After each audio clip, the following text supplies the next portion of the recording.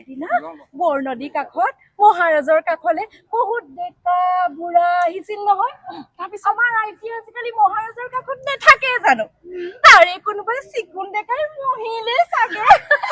কি কবি ৰুবালা বাকবি। অতো আমি তেন্তে এতিয়া কইনা বিদায় দিয়া গীত এটাকে গাওঁ।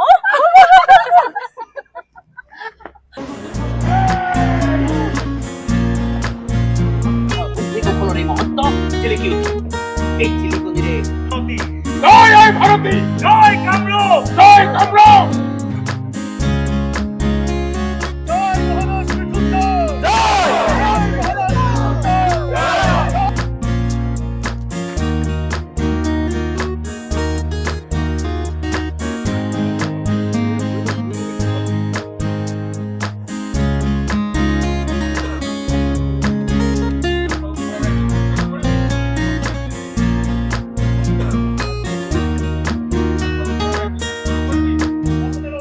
প্ৰথমতেতো মই প্ৰজ্ঞাই যি বিশাল আয়োজন কৰিছে সেইটো আয়োজনত মোক এই চৰিত্ৰটো ৰূপায়ণ কৰিবলৈ দিয়াত মই নিজকে খুবেই সৌভাগ্যৱান বুলি ভাবিছোঁ।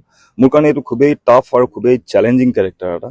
মহাৰাজ পৃথুৰ যি ধৰণৰ তেওঁ ৰণনীতি অৱলম্বন কৰিছিলে, এটা বিশাল তুৰ্কী বাহিনীক, য'ত নালান্দা ইউনিভাৰ্চিটি তেওঁলোকে বিশ্ববিদ্যালয়খন নালান্দা জ্বলাই শেষ কৰি আহিছিল, আৰু লগতে বহুত বিশ্ববিদ্যালয় বংগৰে হওক বিহাৰৰে হওক ধ্বংস কৰি অহাৰ পিছত যেতিয়া অসম মানে কামৰূপত সেইখিনি সময়ত সোমাওঁতে তেওঁ কিদৰে পৃথুৱে তেওঁৰ ৰণনীতি কৌশল লৈ তেওঁক খিলজীক ইয়াৰ পৰা খেদি পঠাইছিলে, সেইটো এটা বহুত ডাঙৰ হেৰি এটা, যিটো ডাঙৰ ডাঙৰ ৰজা মহাৰাজেও পৰা নাছিলে, কিন্তু কামৰূপৰ ৰজা পৃথুৱে সেইটো কাম কৰিছিলে। তো সেই চৰিত্ৰটো ৰূপায়ণ কৰিবলৈ মোৰ কাৰণে এইটো বহুত ডাঙৰ এটা টাফ চেলেঞ্জ এটা, আৰু ভালো লাগিছে আৰু ক'বলৈ গ'লে সঁচাকৈ ভয়ো লাগিছে যে ইমান বিশাল আয়োজনত এই চৰিত্ৰটো ৰূপায়ণ কৰিব লাগিব ইমান বিশাল জনতাৰ মাজত। গতিকে সেইটোৱে ভালো লাগিছে ভয়ো লাগিছে, আৰু চেষ্টা কৰিম যাতে দৰ্শকে ভাল পায় চৰিত্ৰটো। এই কলাক্ষেত্ৰ ৰংঘৰ বাকৰিত জোৰ বতাহ বলিছে, যাতে ফাগুন মাহ বতাহ আৰু এইফালে পিঠু মহাৰাজ পিঠুৰ বতাহ, মহাবলী বতাহ।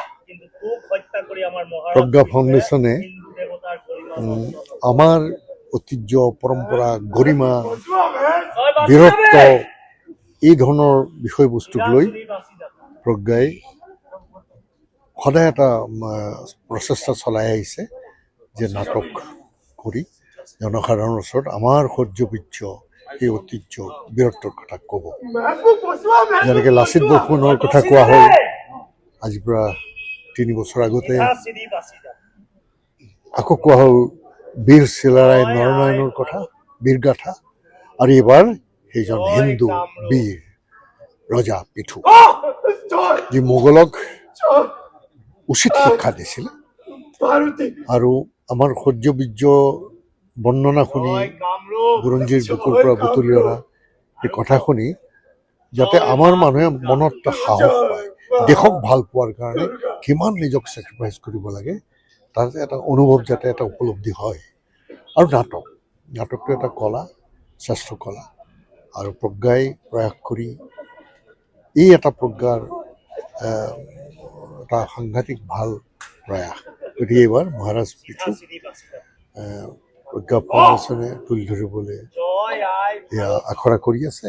হাতত মাত্ৰ কেইটামান দিন, অহা 12 আৰু 13 তাৰিখে লাচিত ঘাটত এই নাটকখনি তাত প্ৰদৰ্শন কৰা হ'ব। গতিকে মই ইমান নাট্যপ্ৰেমী ৰাইজ, অসমৰ কলা সাধক অনুৰোধ কৰিম যাতে আহক। প্ৰজ্ঞা ফাউণ্ডেশ্যনৰ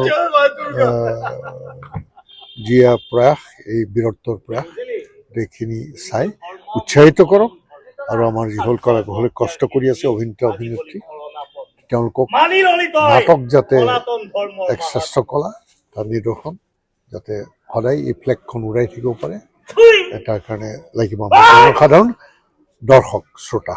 গতিকে মই আহ্বান জনাম আহক, প্ৰজ্ঞাৰ দ্বাৰা আয়োজিত মহাৰাজ পিঠু নাটকখন চাওকহি লাচিত ঘাটত অহা 12 আৰু 13।